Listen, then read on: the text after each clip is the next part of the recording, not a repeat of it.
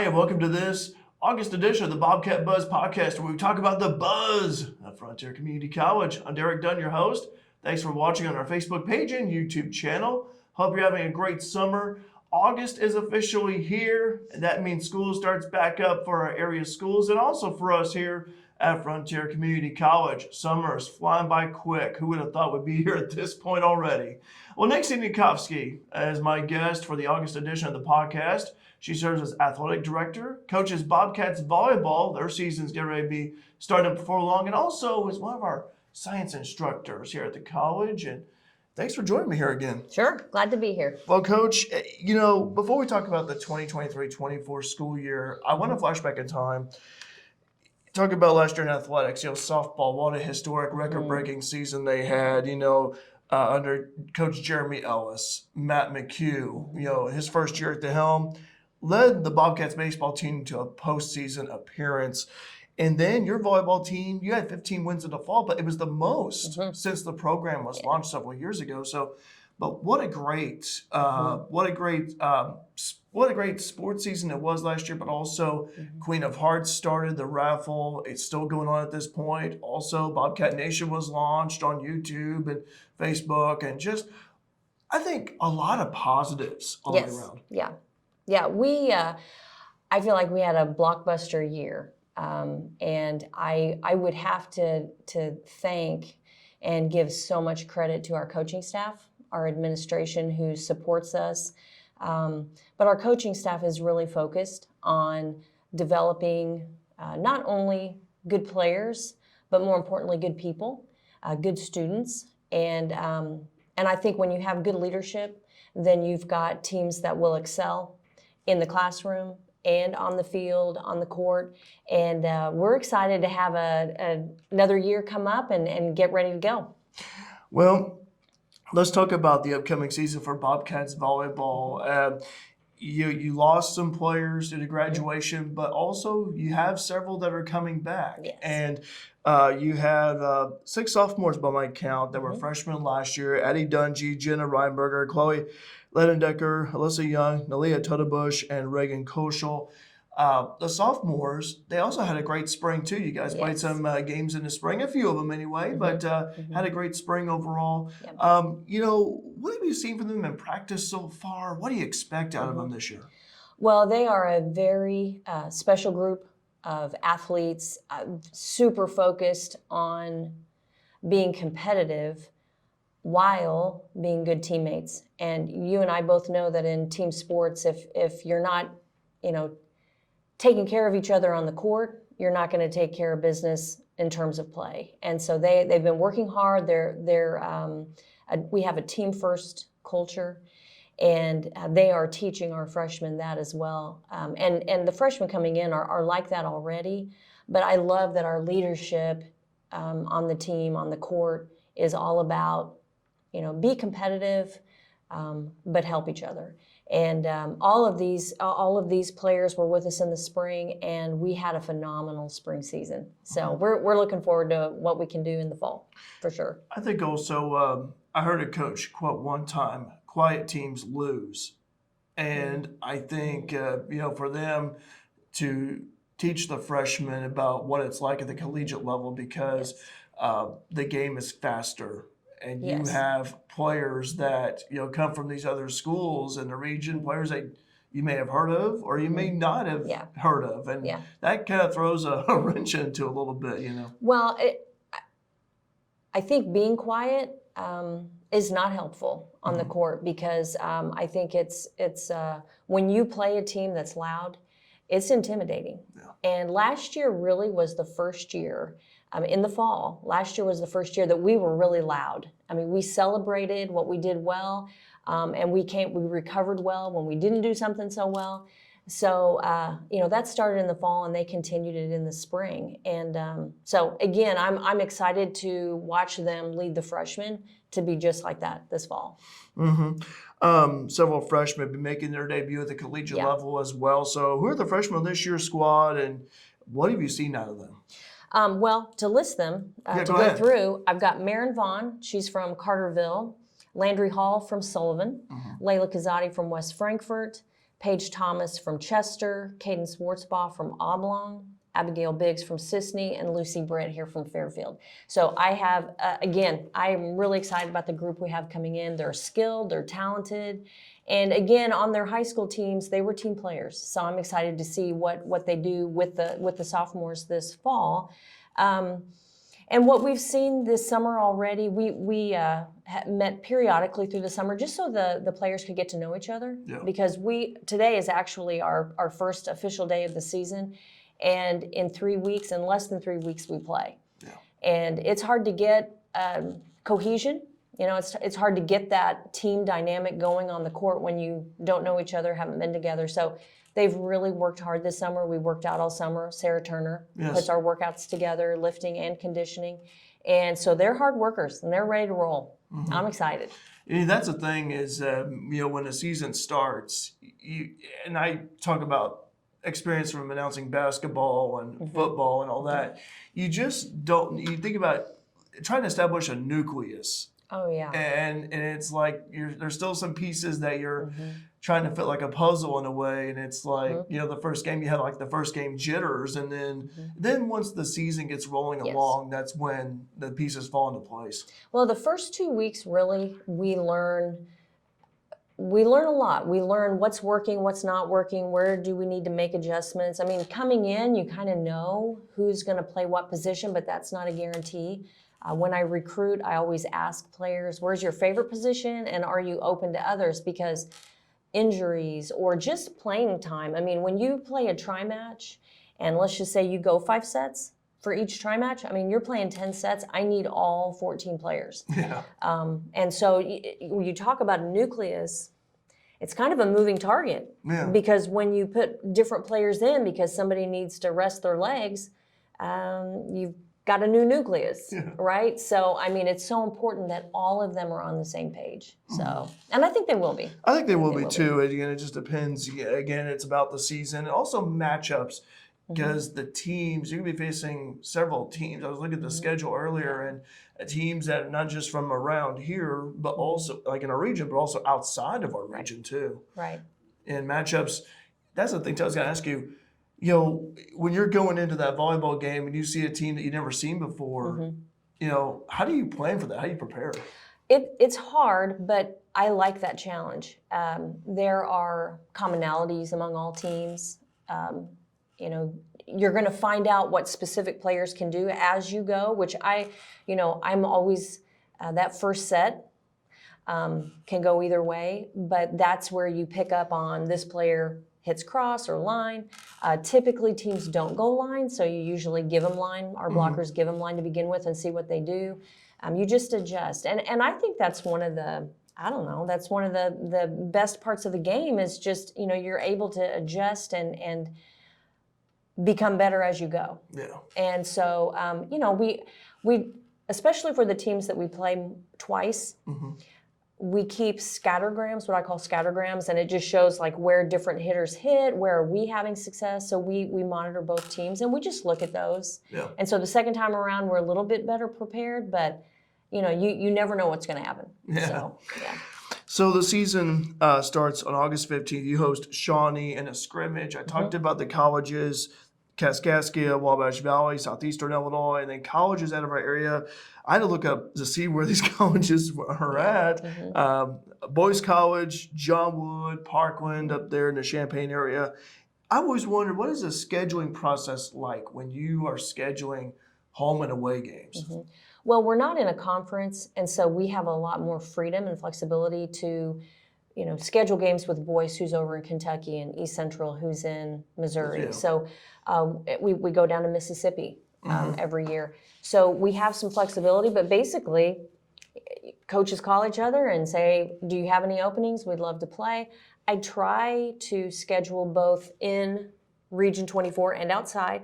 I try to schedule different divisions.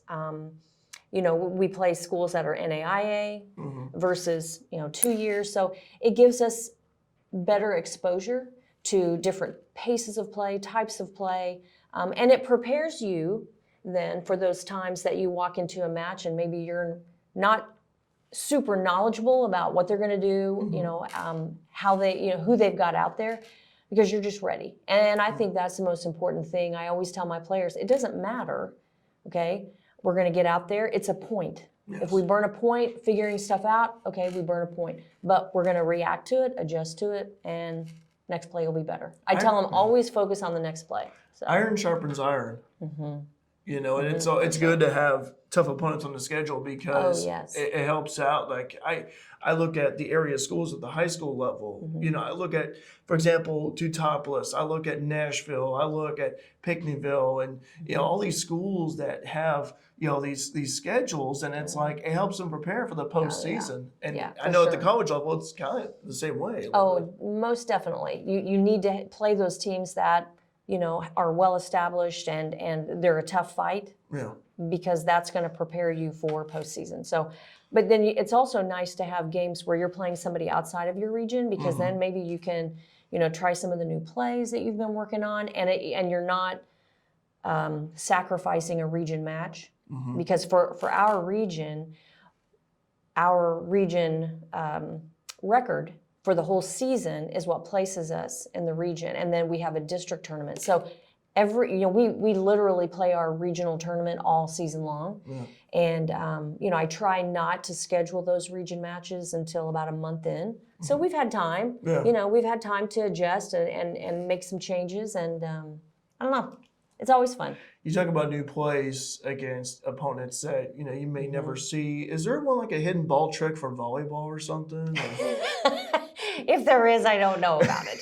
Maybe I need to be schooled on some things. I'll be honest with you. I rely on my players to bring in these tricks, because it's like they learn so much in club and in their high schools. And that's one of the things I love about working with adult players is, we're a team. So I'm not the only one that has ideas. I'm not the only one that can put things together. So, I always ask them, what do you want to do? What do you want to try? And let's try it. And some of those just out of the blue brainstormed ideas are some of the best.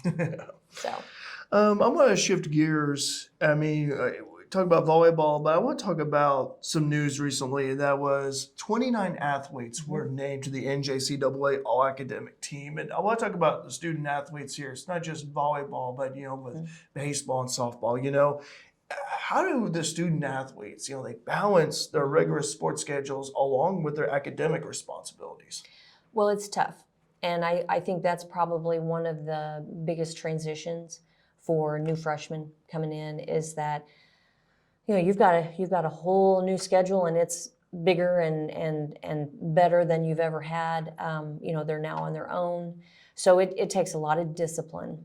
And one of the things that Dr. Edgren has always charged us with in athletics is to make sure to recruit good students, good people, and good athletes in that order. And I think it's important that they are already coming in academically successful.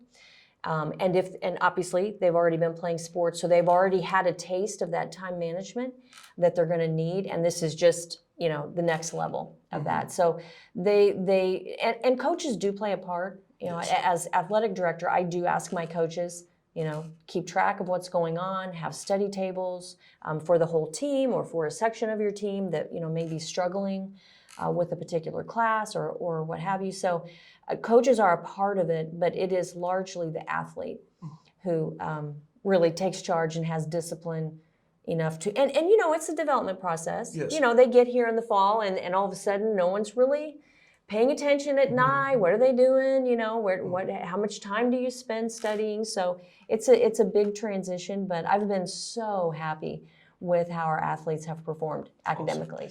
Also, I think the parents of the athletes play a big role too.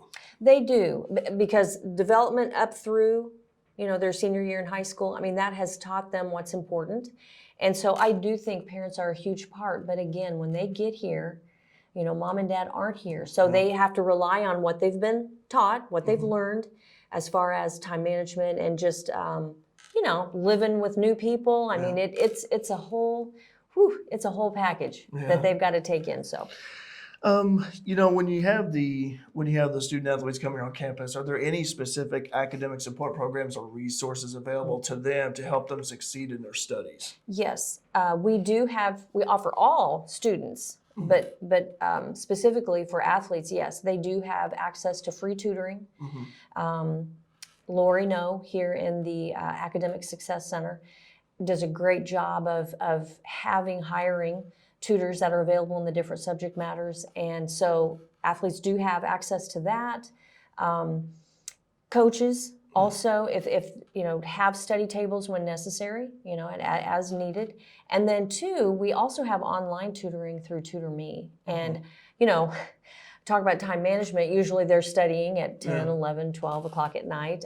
Hopefully get to bed on time, but they are able to access that online tutoring, and so and each other.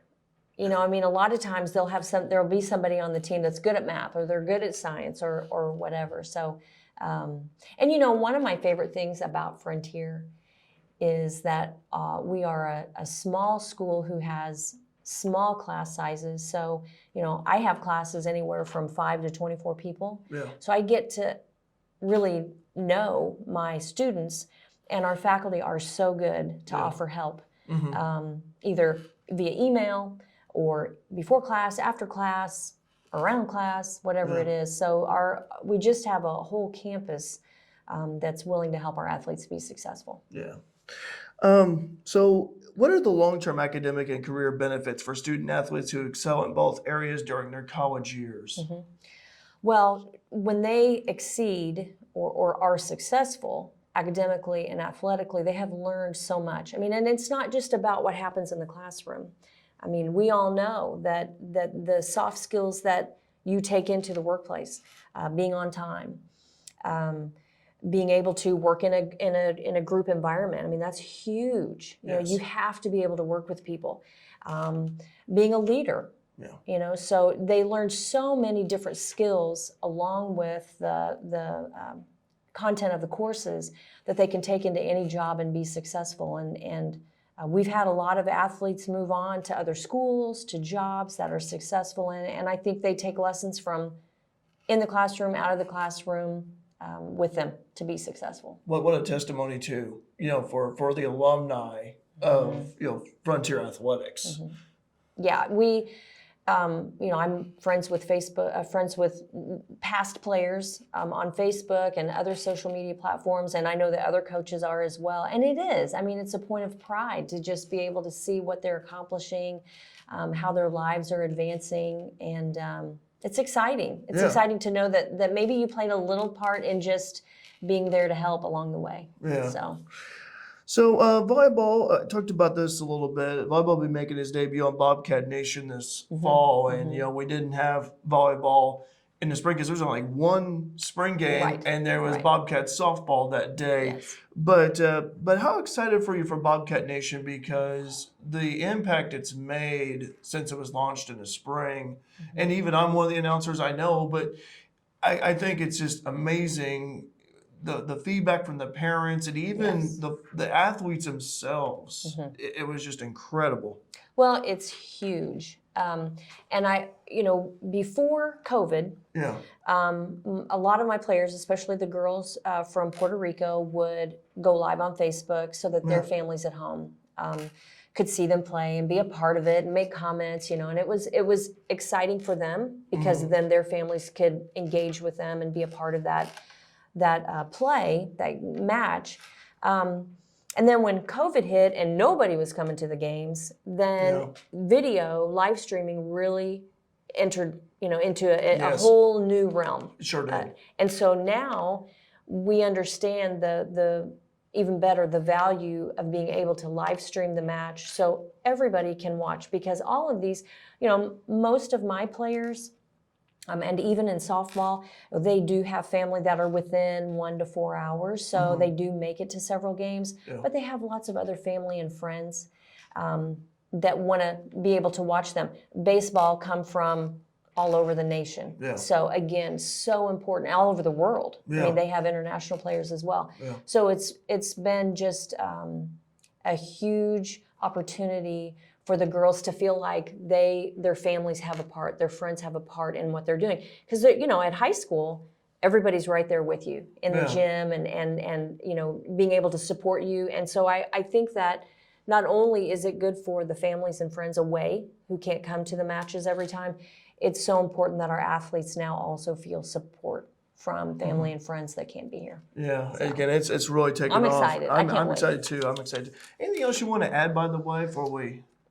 The only thing I would add is to invite our listeners and our watchers to make sure and come out to the matches this fall. We've got 11 matches at home, which is an all-time high for home matches. Good. And then in the spring, come out for baseball and softball. The athletes are fun to watch, and they love having support from the community. They appreciate all of you who either watch on Bobcat Nation or come to the match. So I would just say make sure to go to YouTube, subscribe, and like the Bobcat Nation channel, and we can't wait to see you there. It's exciting. Yeah, in fact, for Bobcat Nation, also when you hit that subscribe, don't forget to hit that bell icon. That way you're notified of when the live stream starts. And it's like a notification pops up on your phone. So, Coach, again, also Queen of Hearts raffle, that's still going on. It is. And already next drawing coming up soon. And yes, next drawing is August 16th.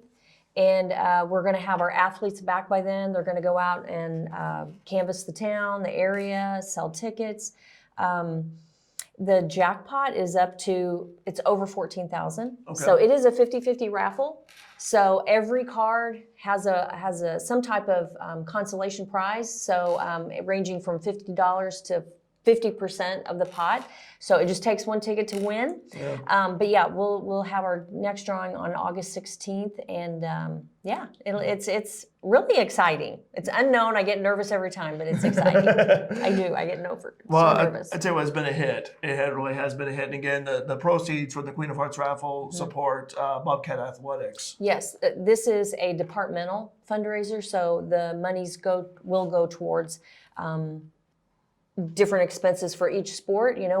One of the things, as everybody knows, and you've got to keep improving facilities and just we want to get to where we can offer our athletes more in terms of just equipment, facilities, scholarships, all across the board. We want to, just like you brought up, and I appreciate that you brought up that we had such a successful year across the board last year. We just want to keep growing. Yes. We want to keep, upping the level of our play and what we can offer to our student athletes. So, yeah. Well, Coach, again, best of luck to you and the Bobcats volleyball team coming up this season. Can't wait to watch you guys in action, and can't wait to announce some Bobcat volleyball games as well. I know Bobcat Nation, we're really excited about it, and also for baseball and softball. Best of luck to Coach McHugh and Coach Ellis, and looking forward to watching athletics here at the college. I think it's gonna be a great year. I really do. Well, it is. It's going to be a fun year, an exciting year, and I do have to say a good word for the coaches that I work with, both head coaches, assistant coaches, everybody. Yes. Everybody's willing to pitch in and help and work. And when you've got a group that just wants to dig in and get the job done and make things better, I mean, it's just fun. Yeah. It's just fun. All right. So. Well, thanks very much for watching our podcast here. Hope you guys enjoyed it. We'll see you for the September edition of the Bobcat Buzz Podcast. Again, Nixie Hnetkovsky. I'm Derek Dunn. Thanks very much. Have a wonderful rest of your day. Okay, so we have a bonus scene. Coach is laughing over here. This is a bonus scene here. I have a list of questions for our guest. I always come up with a funny question at the end, something just off the wall, spontaneous. Yeah, and he wasn't going to ask it. I was not going to ask it at all because you called me out on it after. Anyway, so question 10, let me read this here. Who would win? I can't believe I'm reading this. Who would win in a competition to rack up the most kills in a volleyball game? Reagan Koschel, Jenna Reinberger, or Derek Dunn? I don't know who the latter person is that was mentioned, but go ahead. Tell me, Coach. Well, I mean, I'm sure all of you are thinking the same thing. That's a tough question. Reagan and Jenna, I mean, they're hard hitters. They're hard hitters. They're focused hitters. They go line, they go cross. I mean, they're everywhere. But Derek, he's going to be killing it on Bobcat Nation. So he may win the number of kills. We're just going to have to check the stats when it's over. Well, I'd rather be calling from the stands instead of being out there on the gym. I love volleyball, but it's like I'd rather call it. But you know, Reagan and Jenna, they're best friends. You know, Yes. they're always together. And I tell you what, two very good outside hitters. They have the length and also, you know, outside hitting.